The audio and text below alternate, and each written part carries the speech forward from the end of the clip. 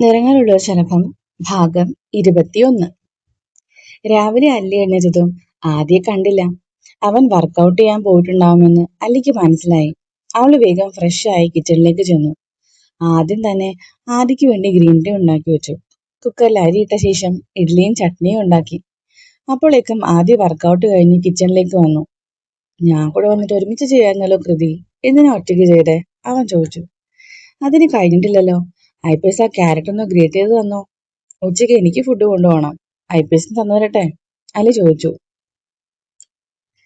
എനിക്ക് വേണ്ട കൃതി, ഞാൻ ഫുൾ ടൈം ഓഫീസിലുണ്ടാവുമെന്ന് ഒരു ഉറപ്പുമില്ല. പിന്നെ എന്തിനാ, ഞാൻ പുറത്തുനിന്ന് കഴിച്ചോളാം, ആദ്യ പറഞ്ഞു. സോഷ്യൽ മീഡിയയിൽ ഇപ്പോൾ ഒരു ടേം ഉണ്ടല്ലോ, എന്താ അത്? കുലസ്ത്രീ. അതാണോ എന്റെ കൃതി? രാവിലെ എഴുന്നേൽക്കുന്നു, ഭർത്താവിന് ഫുഡ് ഉണ്ടാക്കുന്നു, എക്സെട്ര എക്സെട്ര. എന്നെ കളിയാക്കണ്ട ആദ്യേട്ടാ. എന്റെ ഭർത്താവിന് ഇഷ്ടമുള്ളതൊക്കെ ഉണ്ടാക്കി കൊടുത്താൽ കുലസ്ത്രീന്ന് വിളിക്കുമെങ്കിൽ വിളിച്ചോട്ടെ, എനിക്ക് അതാ ഇഷ്ടം.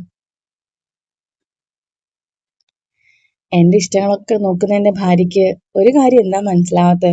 ആദ്യ ചോദിച്ചു. അലി നെറ്റി ചുളിച്ചുകൊണ്ട് അവനെ നോക്കി. A kiss from my beautiful wife? ആദ്യം അലിയുടെ തൊട്ടരികിൽ വന്നു നിന്ന് അവളുടെ ചെവിയിൽ പതിയെ ചോദിച്ചു.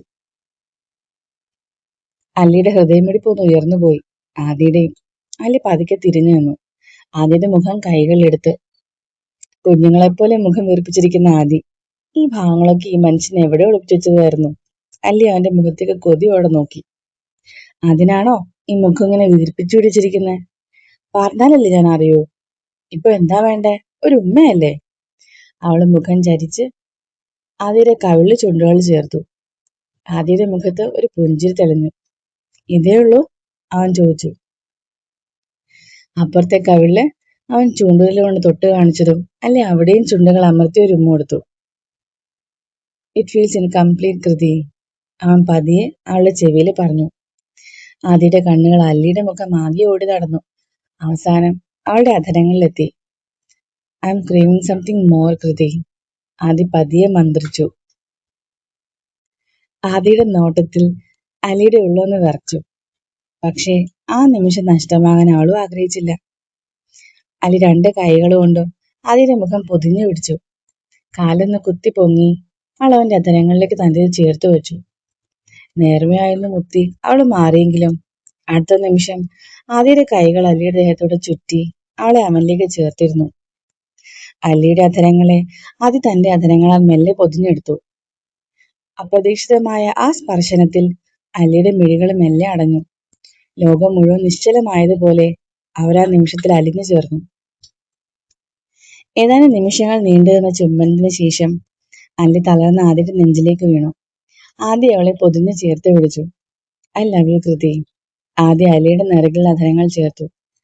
അല്ലിയുടേത് അവന്റെ നെഞ്ചിലും പതിഞ്ഞു.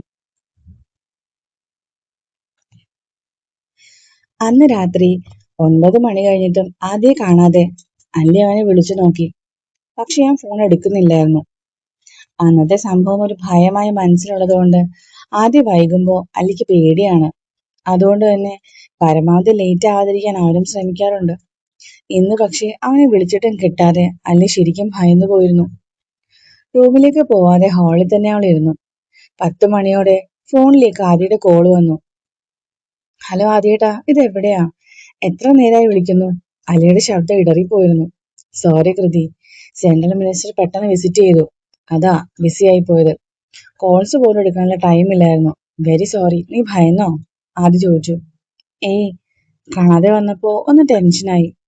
നാളെ പോവേണ്ടതല്ലേ, എപ്പോഴാ വരാ? നാളെ മുതൽ ഞാൻ ലീവാണ്. ഇന്ന് ഞാൻ വൈകും കൃതി. ഡോറ് കീ കൊണ്ട് ലോക്ക് ചെയ്ത് കിടന്നോ, ഞാൻ വന്നോളാം, ആദ്യ പറഞ്ഞു. കഴിച്ചോ ആദ്യേട്ടാ? അലി ചോദിച്ചു. ഇല്ല, പക്ഷെ കഴിച്ചോളാം, ഇവിടെ ക്യാൻറ്റീൻ ഉണ്ട്. ഫോൺ വെച്ച് പോയി കിടന്നെങ്കിലും അല്ലിക്ക് ഉറക്കം വരുന്നേ ഇല്ലായിരുന്നു. ആദിയുടെ പില്ലോ എടുത്ത് അതും കെട്ടിപ്പിടിച്ചാണ് അവൾ കിടന്നത്. ആദ്യെ കണ്ടതു മുതൽ ഇന്ന് വരെയുള്ള കാര്യങ്ങൾ അവൾ ഇങ്ങനെ ആലോചിച്ചിരുന്നു. എപ്പോഴോ റൂമിൽ ശബ്ദം കേട്ടാണ് അല്ലി ഞെട്ടി ഉണർന്നത്. ആദ്യേട്ടാ, അല്ലി വിളിച്ചു. താൻ എഴുന്നേറ്റോ? സോറിടാ, ശബ്ദം ഉണ്ടാക്കാതെ വന്നതാ, പക്ഷെ ഡോർ അടച്ചപ്പോ സൗണ്ട് ആയിപ്പോയി. സാരില്ല, ഞാൻ ഉറങ്ങാതെ കിടന്നതാ, പക്ഷെ എപ്പോഴോ കണ്ണടഞ്ഞു പോയിരുന്നു. കഴിച്ചോ? ഭക്ഷണം എടുക്കട്ടെ? അല്ലി ചോദിച്ചു. നീ കിടന്നോ, ഞാൻ കഴിച്ചോളാം, ഇപ്പൊ കുളിച്ചിട്ട് വരട്ടെ. ആദ്യ ബാത്റൂമിലേക്ക് കയറി.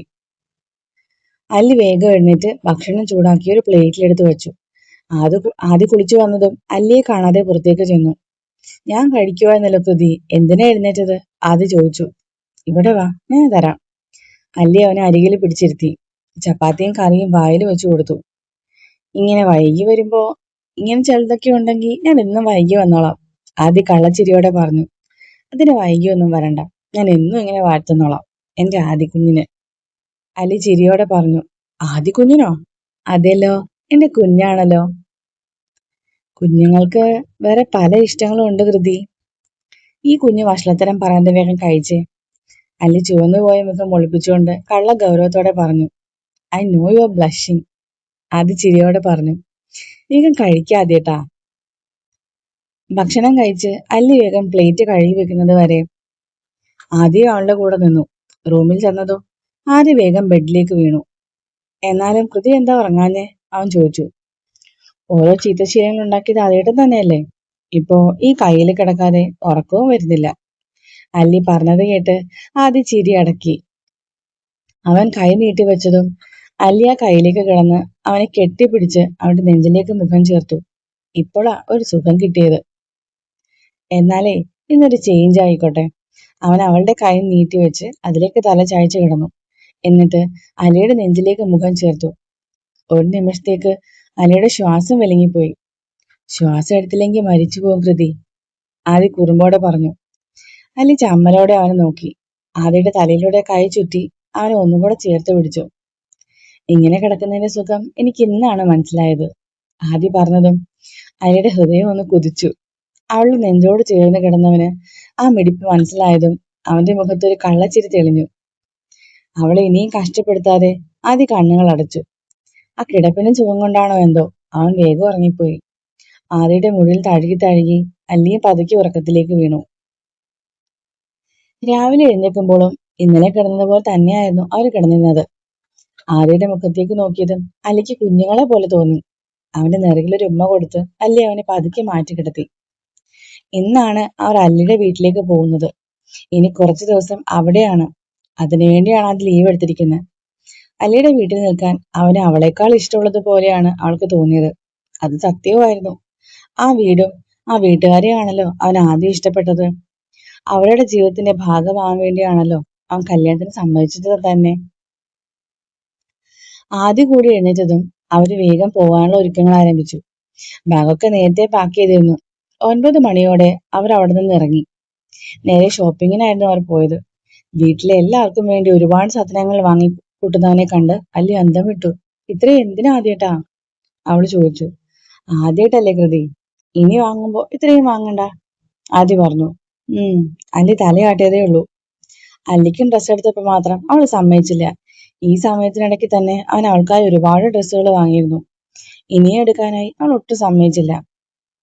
കണ്ണനും അപ്പൂനും ടോയ്സ് വാങ്ങണം കൃതി, പക്ഷെ അത് നമുക്ക് അവരെ കൂട്ടി വരാം പോരെ? അത് ചോദിച്ചു. മതി, പക്ഷെ അവസാനം ചെക്കന്മാരെ കഷ്ടപ്പെടുത്തിയെന്ന് പറയരുത് കേട്ടോ. ആരെങ്കിലും എന്നെ കഷ്ടപ്പെടുത്തട്ടെ കൃതി, നമ്മുടെ മക്കള് വരുന്നത് വരെ ആരെങ്കിലും വേണ്ടേ നമുക്ക്? അത് ചോദിച്ചു. അല്ലി അവനെ അന്തം വിട്ട് നോക്കി. എന്തൊക്കെയാ ഈ ചെക്കൻ പറയുന്നേ? അവൾ ചുറ്റും നോക്കി. അവൻ അവളുടെ മുഖം കണ്ട് ചിരി അടക്കി പിള്ളേർക്കുള്ള ഡ്രസ്സൊക്കെ നോക്കി നിന്നു. അവർക്ക് ഏത് സൂപ്പർ ഹീറോ ആണ് ഇഷ്ടം കൃതി? അത് ചോദിച്ചു. Superman and Batman. എന്തേ ചോദിച്ചേ? അവർക്ക് അതിന്റെ ഔട്ട്ഫിറ്റ് വാങ്ങാം. അടിപൊളി, അവന്മാർക്ക് ഇത് ഉത്സവമായിരിക്കും. ഷോപ്പിംഗ് ഒക്കെ കഴിഞ്ഞത് ഉച്ചയായി. പുറത്തുനിന്ന് ഭക്ഷണം കഴിച്ചാണ് അവർ വീട്ടിലേക്ക് പോയത്. ആദിയുടെ കാറ് കയറ്റി കടന്നതും ആദിക്ക് അവിടെ ആദ്യമായി വന്ന ദിവസം ഓർമ്മ വന്നു. ചുട്ടു പഴുത്തിരുന്ന അവന്റെ മനസ്സും ശരീരവും ഒരുപോലെ തണുപ്പിച്ചിടാം. ഇന്നും ആദിക്ക് അങ്ങനെ തന്നെയാണ് തോന്നിയത്. അവൻ അല്ലിയെ നോക്കി. തന്റെ ഭാഗ്യമാണ് ആ ഇരിക്കുന്ന പെൺകുട്ടിയെന്ന് അവനൊരു പുഞ്ചിരിയോടെ ഓർത്തു.